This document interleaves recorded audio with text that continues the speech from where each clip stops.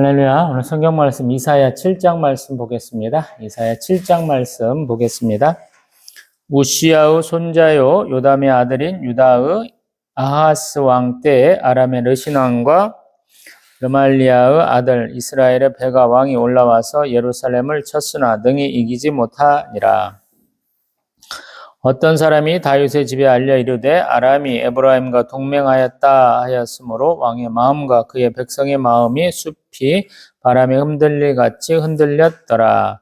그때 여호와께서 이사야에게 이르시되 너와 내 아들 스왈 야숲은 윗못 수도 끝 세탁자의 밭 큰 길에 나가서 아하스를 만나 그에게 이르기를 너는 삼가며 조용하라. 르신과 아람과 르말리아의 아들이 심히 노할지라도 이들은 연기 나는 두 부직갱이 구루터기에 불과하니 두려워하지 말며 낙심하지 말라. 아람과 에브라임과 르말리아의 아들이 악한 꾀로 너를 대적하여 이르기를 우리가 올라가 유다를 쳐서 그것을 쓰러뜨리고 우리를 위하여 그것을 무너뜨리고 다브엘의 아들을 그 중에 세워 왕으로 삼자 하였으나 주 여호와의 말씀이 그 일은 서지 못하며 이루어지지 못하리라. 대저 아람의 머리는 다메섹이요 다메섹의 머리는 르신이며 65년 내에 에브라임이 패망하여 다시는 나라를 이루지 못할 것이며 에브라임의 머리는 사마리아요 사마리아의 머리는 르말리아의 아들이니라. 만일 너희가 굳게 믿지 아니하면 너희는 굳게 서지 못하리라 하시니라. 여호와께서 또 아하스에게 말씀하여 이르시되 너는 내 하나님 여호와께 한 징조를 구하되 깊은 데에서든지 높은 데에서든지 구하라 하시니 아하스가 이르되 나는 구하지 아니하겠나이다. 나는 여호와를 시험하지 아니하겠나이다 한지라. 이사야가 이르되 다윗의 집이여 원하건대 들을지어다. 너희가 사람을 괴롭히고서 그것을 작은 일로 여겨 또 나의 하나님을 괴롭히려 하느냐. 그러므로 주께서 친히 징조를 너희에게 주실 것이라. 보라 처녀가 잉태하여 아들을 낳을 것이요 그의 이름을 임마누엘이라 하리라. 그가 악을 버리며 선을 택할 줄 알 때가 되면 엉긴 젖과 꿀을 먹을 것이라. 대저 이 아이가 악을 버리며 선을 택할 줄 알기 전에 내가 미워하는 두 왕의 땅이 황폐하게 되리라. 여호와께서 에브라임이 유다를 떠날 때부터 당하여 보지 못한 나를 너와 내 백성과 내 아버지 집에 임하게 하시리니 곧 아수르 왕이 오는 날이니라. 그 날에는 여호와께서 애굽 하수에서 먼 곳에 파리와 아수르 땅에 벌을 부르시리니 다 와서 거친 골짜기와 바위 틈과 가시나무 울타리와 모든 초장에 앉으니라. 그날에는 주께서 하수 저쪽에서 세내어 온 삭도 곧 아수르 왕으로 내 백성의 머리털과 발털을 미실 것이요 수염도 깎으시리라. 그날에는 사람이 한 어린 암소와 두 양을 기르리니 그것들이 내는 젖이 많으므로 엉긴 젖을 먹을 것이라. 그 땅 가운데에 남아있는 자는 엉긴 젖과 꿀을 먹으리라.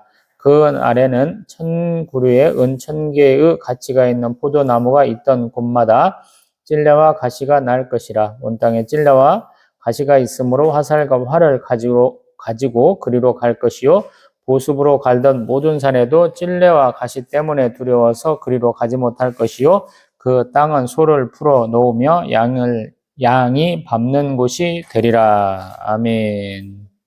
할렐루야.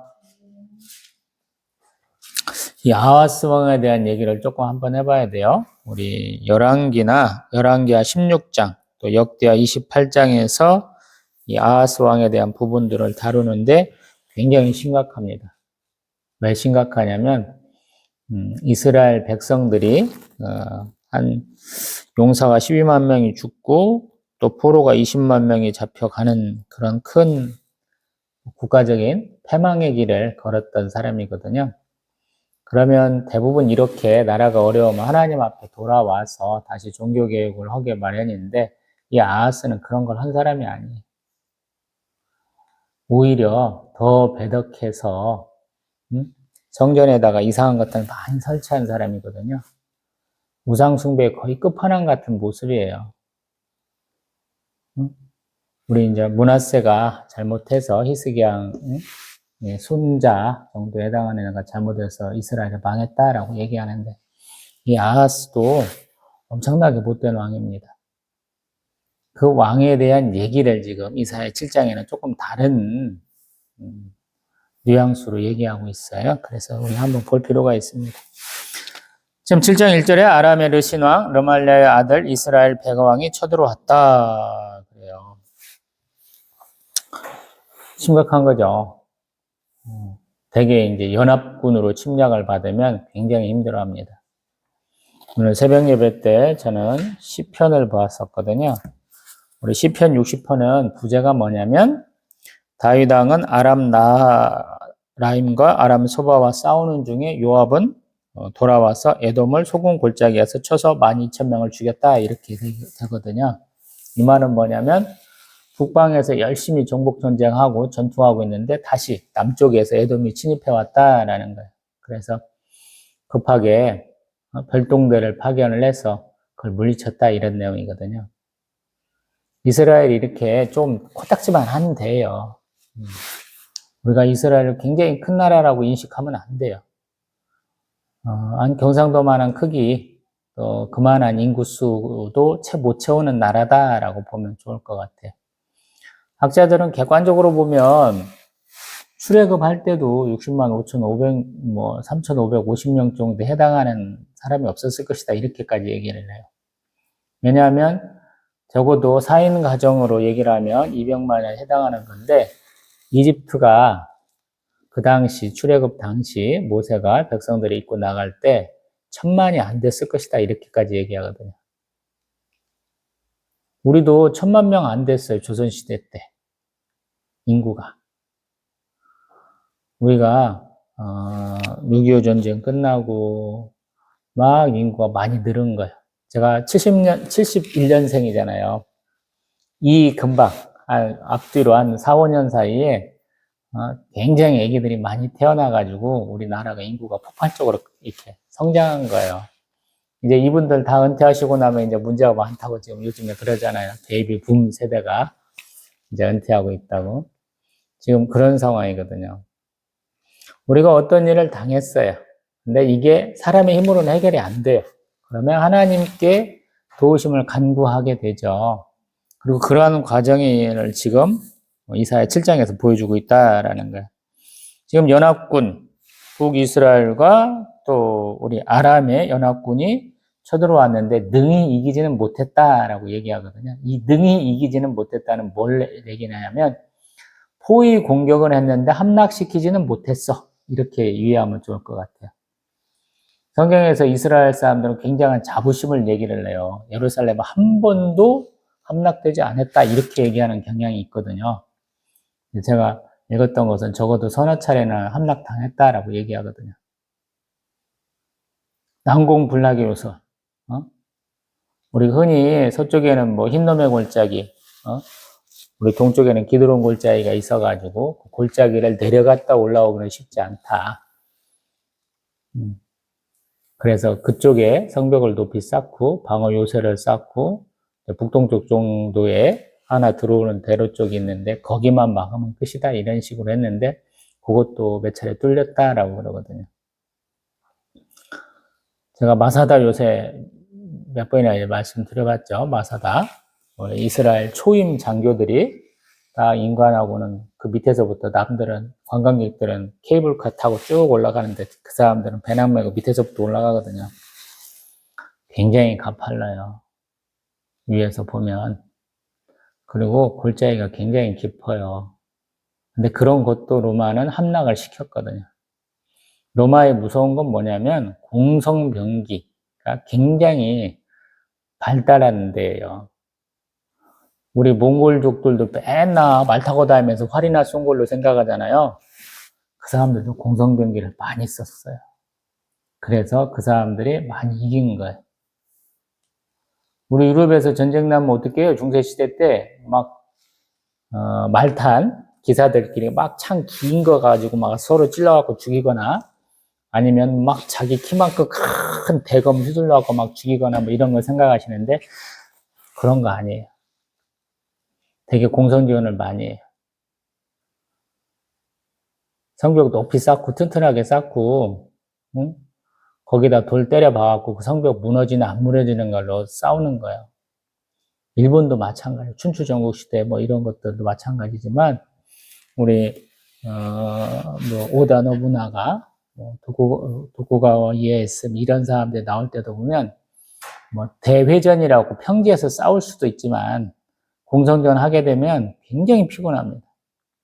그놈들은 정말로 먹을 거 다 떨어졌을 때 우리 된장 하나로 버티는 놈들이에요. 마실 물이 없으니까, 마실 것이 없으니까 된장에다가 물에다가 된장 풀어갖고 그걸로 버티고 있는 놈들이에요. 그놈들. 한번 읽어보시면 좀 뭐 대망이라고 그랬나요? 그 소설이었나? 잘 기억은 못하겠는데 그 읽어보시면 정말 처절합니다. 뭐 제가 말했던 요세푸스도 갈릴리 지역에서 항전할 때도 그런 모습, 안시성 전투와 같은 모습 보여줬다 그랬죠. 여기도 지금 그런 거예요. 등이 점령하지 못했다라고 말을 하는데 점령당하기 직전까지 갔어. 이렇게 예상하시면 돼요. 시드기야 왕 때도 근 2년 이상 포위 공격을 당해왔고 결국에는 너무 허기가 져서 내일이면 함락당하겠어 하는데 뒷문 갖고 도망가다가 다 잡혀갖고 죽고 막 이렇게 됐잖아요. 그거랑 비슷하다고 보시면 됩니다. 또 2절에 보면 아람이 에브라임과 동맹하였다라는 거. 이제 앞에서 얘기하는 내용을 보충하는 내용인 것 같아요. 가만히 보면. 성경은 되게 순서적으로 얘기 안 해요. 의미 순서를 얘기를 해요. 앞에 한 것을 뒤에서 설명을 합니다. 창세기 1장을 얘기하면서 2장은 조금 다르잖아요. 벌써 천지창조가 다 되면 하나님 말씀하시는 걸로 다 이루어졌기 때문에 모든 것이 다 완벽하게 된 상태에서 사람이 딱 나오는 것처럼 얘기하지만 아직 땅에는 아무것도 없고 안개만 껴있는 그런 것처럼 얘기하잖아요. 2장에서는. 설명을 하는 거예요. 우리가 더 잘 그러한 이미지를 떠올려 볼 수 있도록 이해를 돕기 위해서 그 상황에 맞춰서 하는 거예요. 지금도 동맹하였다는 것 자체가 좀 충격으로 와 닿는 거예요. 우리가 막 전쟁하면 누가 나를 공격하는지 그 상대방, 적군을 파악하는 것도 굉장히 어려워하거든요. 중공군이 참전한지 몰랐잖아요. 6.25 때. 중공군이 온 줄을 한참 뒤에 알았어요. 그래서 우리가 철저하게 잘 밀린 거예요. 엄청나게 밀렸잖아요. 제가 군복무했던 명호부대, 우리 육군 사단 중에서 번호가 없는 유일한 부대라 이렇게 표현했던 것 같아요. 제가 생각할 때는. 저기 해산지까지 올라가기도 했다고 그래서 거의 두만강, 압록강 선까지 올라갔던 부대거든요. 물론 이제 월남전 참전 부대기도 하고, 뭐 한미연합훈련하면 맨날 불려나가는 군대. 우리보다 아무것도 안 되는 한국 군대 한번 내가 마지막에 쪽을 한번 줘야 되겠어. 야, 이 시간부로 부대 철수해. 응? 주둔지로 복귀해. 그러는데 가다 보면 미국 놈들은 장비도 많이 퍼지고 막 이런 경우가 많이 있거든요. 그러면 그런 사태가 벌어지면 그거 봐 이 자식들아 하고 놀래주려고 하는데 제가 듣기로는 한 번도 그렇게 많이 퍼져갖고 고통받은 적이 없다고 얘기하는 것 같아요. 대단한 부대입니다. 저는 월남전 찬전 용사가 부대 대대 주임 원사로 계시는 분을 만나본 적이 있으니까요. 굉장한 분이었죠. 몰라. 제가 군복무한 지가 벌써 몇 년 됐어요. 한 20 몇 년, 30년 가까이 전이니까 옛날 얘기. 제가 이제 투잡되는 데서 군대 제대했는데 1년도 안 된 애들이 있는데, 우리 30대, 초중반 넘어가는 우리 계장이 하는 말이, 뭐예요? 민방위 언제 끝나냐고 물어보더라고. 에이, 신간아, 내가 끌려나가면 전쟁 다 끝난 거야. 민방위 끝난 지가 언젠데. 자, 본문 3절에 보면, 그때 하나님이 이사야와 그의 아들에게 말하는 거야. 아하스를 만나서 자신이 주시는 메시지를 전하라 그러는 거야. 사명과 소명을 받았을 때 뭐라고 그랬어요? 하나님 하신 말씀이 눈으로 보고 귀로 들어도 안 따른다고 그랬죠. 안 바꾼다고 그랬어요. 또 바꾸지 못하도록 하라고 말씀하셨거든요. 지금도 마찬가지야. 그 말 듣고 믿을 수 있는 상황이 절대 아니라는 거예요. 본 바탕이 벌써부터 글러 먹었어. 쉽게 말하면. 응? 우리 우시야, 요담, 아하스까지 오면서 좋은 집안이 아니에요. 요담 같은 경우는 뭐라고 그랬어요? 자기 아버지 나병 걸린 거 보고 충격 먹어갖고 성전에 안 들어간 사람이에요. 우리 기독교식으로 말해보면요. 아버지 어머니가 열심히 다니던 교회에 발 한 번도 안 들인 거랑 똑같아요. 그가 모태신앙인데 교회를 안 다니는 거예요. 이해되세요, 그게? 그 교회 다니는 거예요? 딱 그런 모습이에요. 그러고 나서 아하스가 나온 거예요. 태생 자체가 얘네들이 별로 믿음이 안 좋은 거예요. 근데 그들에게 말씀을 하시는 거예요. 4절에 너는 삼가하며 조용하라. 르신과 아람과 르말라의 아들이 심히 노할지라도 이들은 연기나는 두 부직갱이 그루터기에 불과하니 두려워하지 말며 낙심하지 말라. 아멘. 부직갱이 그루터기. 한국 사람들이 이렇게 좀 잘 해석한 것 같아, 해학적으로. 부직갱이 그루터기. 부직갱이가 뭔지 아세요, 여러분? 불을 떼봤어야지, 아궁이에다. 아궁이에다가 뭐 솔잎파리도 떼고, 콩대도 떼고, 볏짚도 떼고, 별거 다 넣어서 떼죠. 그래 따뜻해지잖아. 근데 이게 계속 쌓아놓으면 지가 눌려가지고 공기가 안 통해서 불이 꺼져가잖아요. 부직갱이로 이렇게 밀어넣기도 하고, 살짝살짝 들어가고 산소가 공급돼야 잘 타는 거예요. 부직갱이, 이만한 막대기. 쇠를 달기도 하고, 나무는 자꾸 타니까 점점 줄어드니까, 그게 부직갱이죠. 그런 것과 같아라는 거. 불타서 없어질 거야. 아주 하찮은 정도. 응? 겁먹지 마, 그러는 거. 근데 사실 겁먹지 않을 수가 없죠. 왜? 포위 공격당하고 있는데 겁먹지 않을 이유가 없잖아요.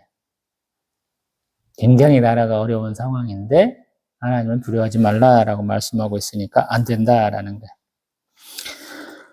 또 그들이 하는 위협이 6절에 더 나왔는데 우리가 올라와 유다를 쳐서 그것을 쓰러뜨리고 우리를 위하여 그것을 무너뜨리고 다보엘 아들을 그 중에 세워 왕으로 삼자라는 거예요. 자기들이 자기들 말 잘 들을 수 있는 섭정왕 정도 부역자를 하나 세우겠다라는 말까지 하고 있는데 7절에 보면 그 일은 서지 못하며 이루어지지 못한다. 걱정하지 마. 그리고 또한 너희들 위협하는 애들 8절 다메섹, 르신 이런 놈들은 65년 내에 패망하게 될 거야. 그러면서 9절 만일 너희가 굳게 믿지 아니하면 너희는 굳게 서지 못하리라. 아멘. 안 믿으면 니네 죽을 거야. 이렇게 질책의 메시지를 하나님 주시고 있는 거죠. 근데 그게 잘 와 닿을까요? 안 와닿죠. 왜냐하면 이스라엘은 굉장히 충동적인 사람. 한국 사람들 욱하는 기질이 있다고 그러잖아요. 우리도. 우리는 신명이다라고 표현하는데 어떤 때는 막 흥에 겨워서 산다라고 그러는데 어떤 때는 또 욱하는 성질이 있잖아요. 근데 이스라엘 사람도 만만치 않습니다. 감정의 변화가 막 파도를 치는 사람들이에요. 이 사람들. 제가 봤을 때는. 즐겁게는 굉장히 즐겁게 놀지만 하나님 앞에 방자할 때는 정말 방자한 사람들. 그냥 우리의 모습이에요, 그 사람. 이게 잘 안 믿어요. 그렇기 때문에 10절. 하나님이 뭔가를 말씀하실 때는 꼭 이적, 표적, 기사, 때로는 표징, 이런 것들을 주실 때가 많거든요. 그래서, 야, 내가 한 말대로 이루어지는 것을 네가 믿을 수 있도록 네가 징조 하나 구해봐. 이적이나 표적이나 기사도 원하는 거 있으면 말해봐. 이렇게 얘기한다는 거야. 히스기야 왕은, 야, 너 내가 살려줄게. 나라도 안 망하게 해주고 네 병도 고쳐주고 아들도 태어나게 해줄게. 15년 더 살려줄게. 하나님 말씀하셨잖아요. 그럼 너 원하는 징조 있어? 표징이 있어? 그랬더니 해시게 좀 물러나게 해주세요. 이렇게 했잖아요. 시간을 되돌릴 수 있는 하나님의 권능을 보여주세요. 그런데 실제로 그렇게 됐잖아요. 한 45분 정도?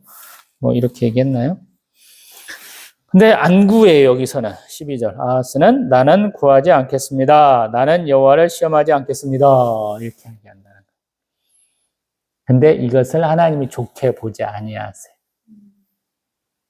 제가 좋아하는 기도원 사서는 하나님 앞에 자꾸 표징을 요구해가지고 하나님이 또 시험을 자꾸 하시죠. 이거는 뭐 소위 말해서 케바케예요. 사람 따라서 잘해지는 것 같아요. 근데 하나님은 이걸 믿음이라고 보지 않으셨다라는 거예요. 그래서 14절 원하지 않는 표징이지만 내가 너한테 줄게. 그것이 뭐냐면 처녀가 잉태하여 아들을 낳는다. 이게 임마누엘이라고 이름 짓는 아들이 생긴다라는 거예요. 이게 가능하겠느냐는 거예요. 예수님의 성육신 안 믿는 사람들이 세상 천지의 삐까리죠. 허다해요. 기독교에 입문했는데 내가 믿음이 있어요. 그런데 예수님의 성육신을 안 믿는 사람도 제법 많아요. 평생 동안 못 믿는 사람도 제법 많습니다. 기독교를 욕하는 가장 큰 이유 중에 하나가 되기도 해요. 이때 말한 거예요. 처녀가, 이 당시 처녀는 성경함이 없어요. 성교 자체를 하는 게 아니에요. 여기도 마찬가지. 근데 그 아무 남자도 만나본 적도 없고 모태솔로가 무슨 말을 하나 낳는다라는 거예요. 믿어지겠어요? 안 믿어지지?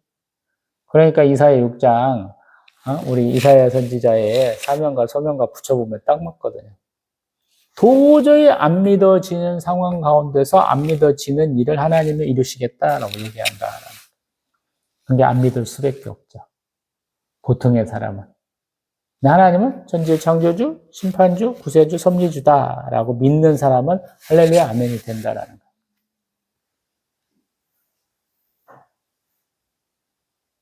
그래서 신앙이 어려운 거예요. 지식으로 갈 수 있는 것만이 아니고 무턱대고 믿음만 가지고 갈 수 있는 것도 아니고 그래요. 그래서 신앙생활을 쉽게 하려고 하지 마세요.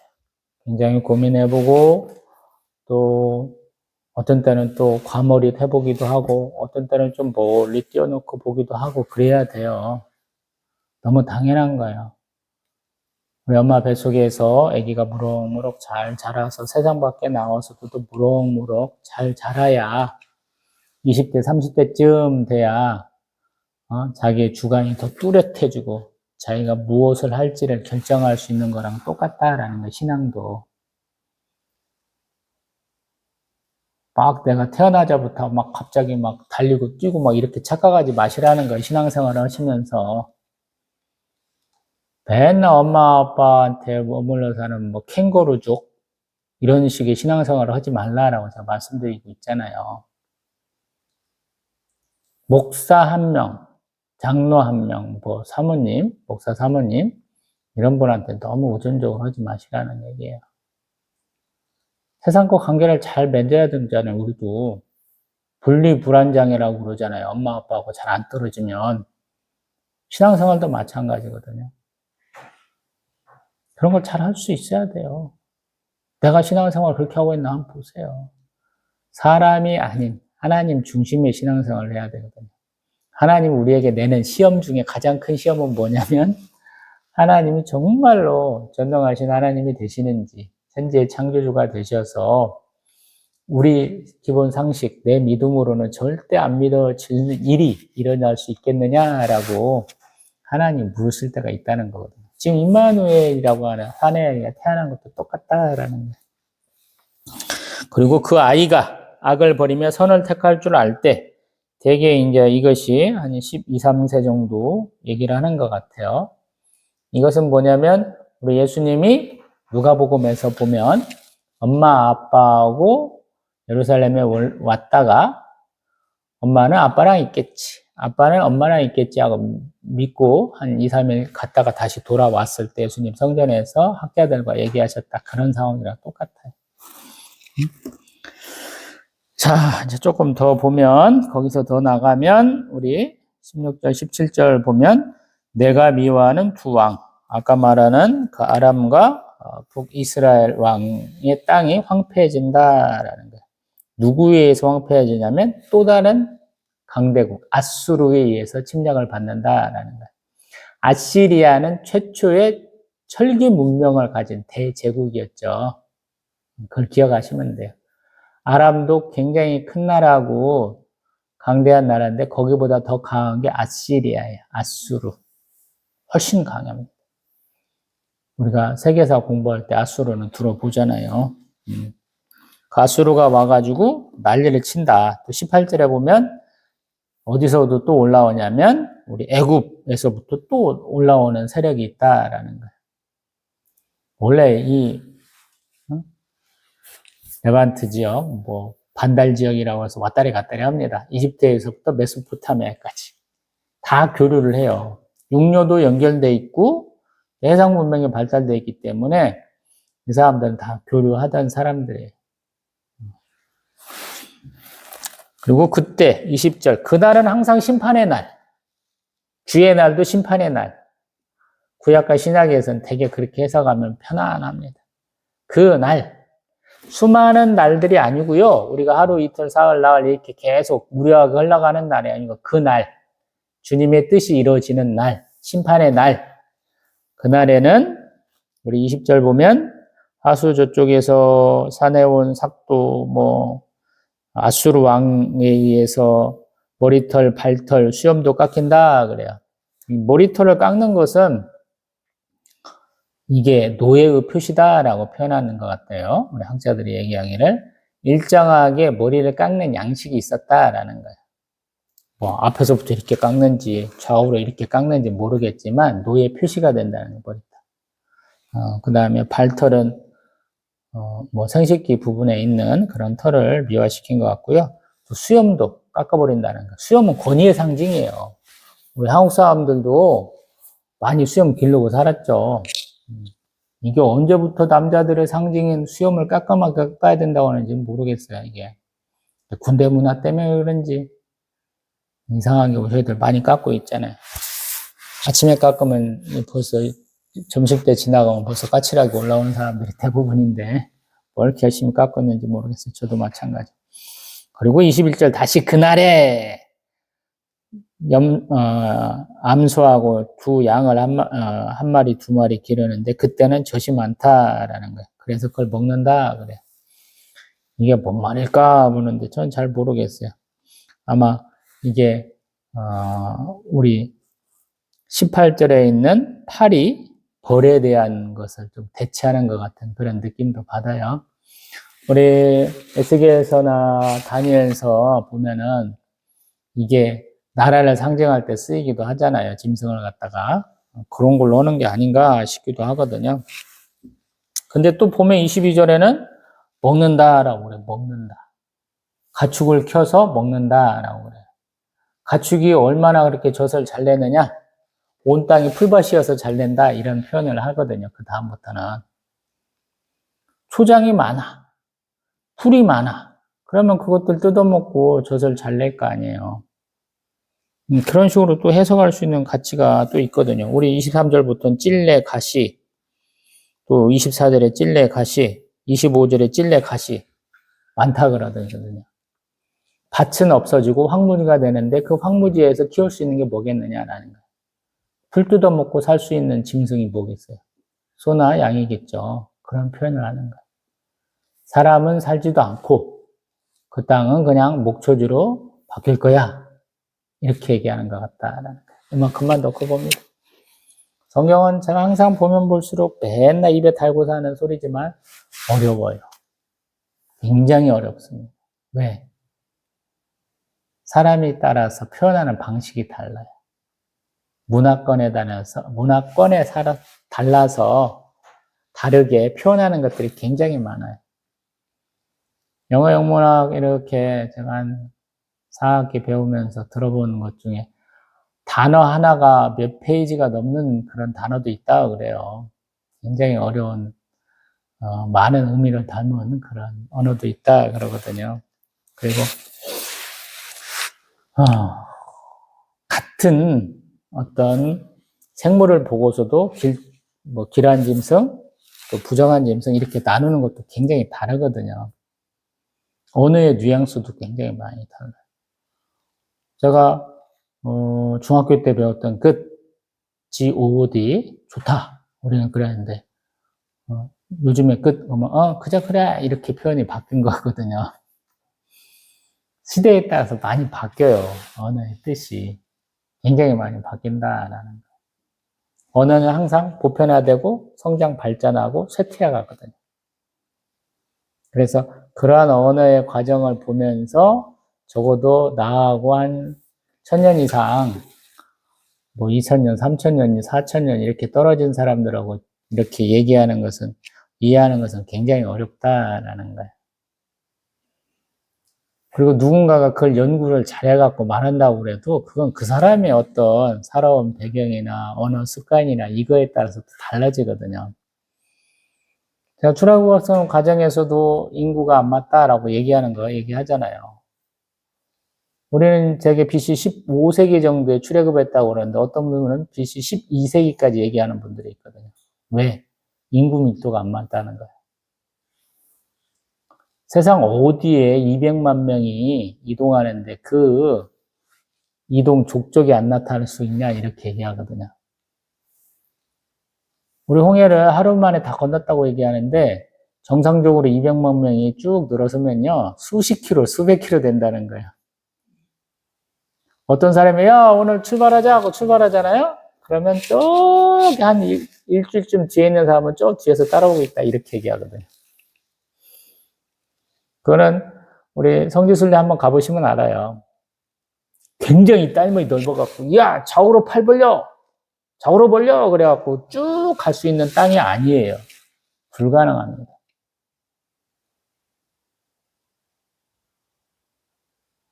집단을 이루어서 차근차근 출발하고 차근차근 짐 풀어야 되고 그래요.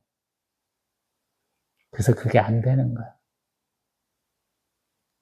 그래서 이스라엘 사람들 제가 굉장히 뻥이 심한 놈들이라고 우습게 알아요. 중국 놈들하고 이스라엘 놈들은 뻥이 심해. 개인적으로는. 말이 되는 소리를 내야 되거든요. 중국 놈들은 정말 부풀리기를 너무 잘하는 놈들이고 이스라엘 사람들은 굉장히 목적론적으로 사는 사람들. 하나님의 영광을 굉장히 노래하고 주변에 간단한 것들은 다 쳐내버려요. 사소한 문제라고 생각해서 다 덮어버리는 그런 경향이 있는 것 같아요. 성경을 보면. 근데 사실 하나님이 우리에게 그러한 마음을, 그러한 어떤 관점을 요구하시는 것 같기도 해요. 우리 신앙생활하면서 한국 사람들 같으면 굉장히 세세하잖아요. 제가 기도하는 게 아니고 맨날 떼쓰는 거라고 욕하는 이유 중에 하나 그러잖아요. 언제, 어떻게, 어떠한 방식으로 이루어져야 합니다. 시시콜콜하게 기도하는 것이 기도라고 우리는 얘기하잖아요. 말이 되는 소리예요, 그게. 떼쓰는 거지, 강요하는 거지, 쥐뿔도 없는 놈이 와갖고, 막 뭐라고 하는 거지. 어린 손주가 와갖고 할아버지, 할머니 막 뭐라고 시키는 거랑 똑같잖아요. 할아버지, 할머니야, 뭐, 손주 봤으니까 얼마나 기쁘시겠어요. 해달라는 거 다 해주시겠지만, 그게 정상은 아니잖아요. 그래서 성장할수록 조금은 다른 우리의 모습이 있어야 되잖아요. 성경도 아마 그래서 자꾸 우리가 어렸을 때 보던 모습, 키가 작아가지고 올려보던 모습에서 키가 조금 커지면서 눈높이가 맞아가고 고개를 조금만 돌려도 되는 그런 상황이 오겠잖아요. 그러면 마음이 다르잖아요. 쉽게 말하면 제가 요렇게 있다가 요렇게 올라오는 거랑 좀 다를 거 아니에요. 저희 아들내미가 이 강대상 밑에 있었던 놈이거든요. 키가 엄청 작아갖고 아빠랑 이 강대상 돌면서 숨바꼭질 하던 애거든요. 올해 3살이 되니까 아빠를 그냥 탁 이길 수 있다고 막 옆에 와갖고 팔짱을 딱 끼고 간다. 제가 뭐 한참 전에 한번 말씀드려봤잖아요. 아들이 많이 컸어요. 우리도 마찬가지예요. 많이 커야 돼요. 내가 처음 성경을 한번 읽어보았을 때 그 감동과 내가 나이를 먹어가고 성경을 읽으면 읽을수록 느끼는 감동은 달라야 되는 거예요. 제가 그래서 다독하는 사람들 별로 안 좋아하잖아요. 맨날 읽으면 타성해져서 읽는 거라고 제가 그러잖아요. 감동도 없어. 성경은 굉장히 문학적인 양식을 많이 넣거든요. 감성을 많이 자극을 해요. 지성을 자극하고. 반복해서 읽어갖고 뭐 그분이 다 외울 거예요. 어쩔 거예요. 뭐 100만 번 읽는다고 그 양반이 뭐 성경고사 보면 100점 만점 뭐 연속해서 뭐 빠바바방 맞을 줄 아세요? 저 같은 사람이 성경 문제 내면 못 맞춥니다. 왜냐면 저는 이 말이 여기서 조금 말이 다른 거하고 여기서 다른 걸 갖고 고민하는 사람이거든요. 왜 달라지지? 왜 해석을 다르게 했지? 이렇게 물어보거든요, 저는. 답을 못 한다고. 왜? 고민 안 해봤으니까. 대부분의 사람들은 책이 없이 굉장히 짧은 그 구간을 가지고 공부해갖고 그것을 암기해낸 것을 풀어나는 식의 한국식 예전에 암기식 교육에 젖어갖고 성경을 보거든요. 근데 제가 내는 것은 되게 이런 거예요. 야, 원하는 책 다 갖고 와. 오픈북 테스트예요. 말해보라고. 오픈북 테스트가 더 어렵죠? 대학교 다니실 분들. 정말로 미치잖아요. 가르쳐주지도 않았는데 그런 문제 냈다고. 책 갖고 와봐야 아무 소용도 없네. 배운 거랑 관계없어. 그렇게 하는 거야. 하나님 우리에게 요구하시는 거야. 생각의 틀을 바꿔라. 아하스 왕도 지금 생각의 틀을 바꿔야 돼요. 그걸 못 바꾸니까 이런 사태가 온다.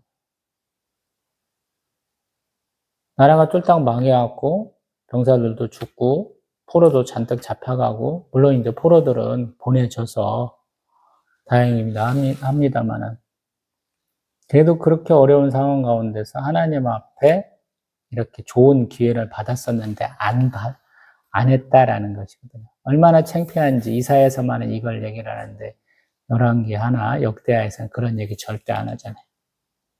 하나님이 말씀을 하셨는데 안 들었어 이 얘기 안 하잖아요. 그래서 우리 공간복음 또는 사복음서 마태, 마가, 누가, 요한복음이 서로 이렇게 합력하기도 하고 서로 대치하기도 하는 것처럼 구약도 마찬가지거든요. 서로 막 성경에 막 쳐. 또 보완해 주기도 하고. 그래서 성경을 좀 여러 번 나눠서 읽으라고 제가 그렇게 말씀 많이 드리잖아요. 저도 그런 은혜 처음 받았다고.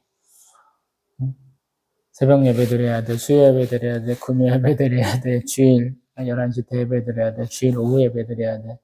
적어도 5군데, 6군데를 쭉 보다 보니까 어느 한순간에 이게 이렇게 연결되네? 이런 하나님 은혜를 체험을 했다고 제가 말씀 드려본 적이 있는 것 같아요. 그런 은혜를 체감하시라고, 체험해보시라고. 뭐 창세부터 시작해갖고 요한계시록까지 한번 일독했어.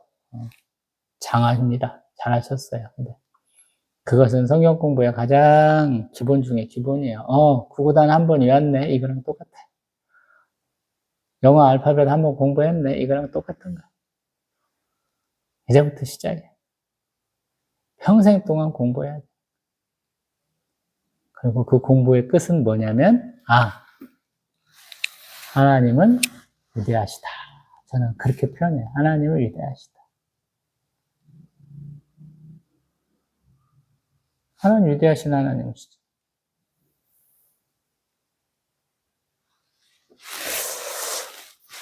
다음 시간에는 이사야의 아들 얘기, 아까는 스알야숲이라는 아들이었고 두 번째는 마을살레 하스바스라는, 그리고 이 북이스라엘과 우리 아람 왕을 이겼던 우리 아수르가 어떻게 침략하느냐라는 얘기를 우리 또 8장 연달아서 하거든요. 그래서 쉽게 말하면 6장, 7장, 8장을 연결해서 보면 더 좋아요. 시편은 22, 23편, 24편을 쭉 연결해서 보면 좋다라고 얘기하거든요. 항상 흐름이 이렇게 비슷해요. 이사야에서도 마찬가지. 또 뵙겠습니다.